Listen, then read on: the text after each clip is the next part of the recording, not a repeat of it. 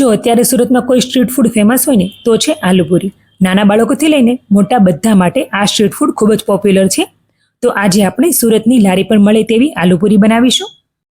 તો આલુપુરીનો રગડો બનાવવા માટે પલાળેલા સૂકા વટાણામાં બટાટાના ટુકડા અને વટાણા ડૂબે તેટલું પાણી નાખીને 3 થી 4 વિસલ કરી લેવાની છે. હવે ગ્રીન ચટણી માટે કોથમીર, ફુદીનો, મરચાં, આદુ, મીઠું, સંચળ પાવડર અને બરફના ટુકડા નાખીને પીસીને ચટણી બનાવી લેવાની છે.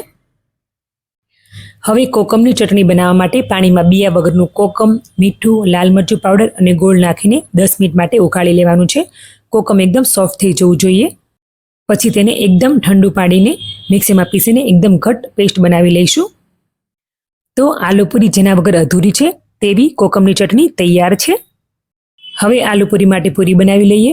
તો પૂરી બનાવવા માટે અહીં મેં ઘઉંનો લોટ અને મેંદો બંને મિક્સ કરીને લીધો છે. તમે ફક્ત મેંદો પણ લઈ શકો છો.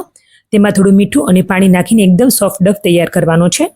તો વટાણા પણ બફાઈ ગયા છે. કુકરનું ઢાંકણ ખોલી લઈએ. હવે કુકરમાં જ હળદર, મીઠું, જીરું પાવડર, સંચળ પાવડર, આદુ મરચાંની પેસ્ટ, લીલું લસણ હોય તો નાખવાનું, નહીં તો ચાલશે, અને 1 ગ્લાસ જેટલું પાણી નાખીને મિક્સ કરી લેવાનું છે.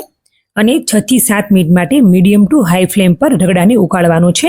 તો રગડો પણ તૈયાર છે. હવે આલુપુરીની પૂરી બનાવવા માટે આ રીતની નાની નાની સાઈઝની પૂરી બનાવી ગરમ તેલમાં તળી લેવાની છે.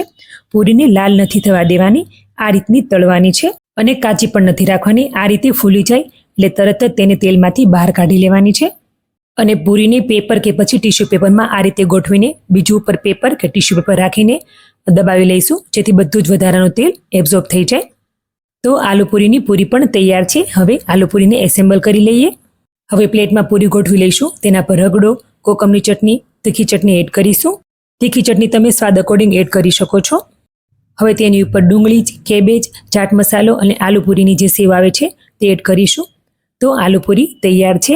Enjoy. Follow for more recipes.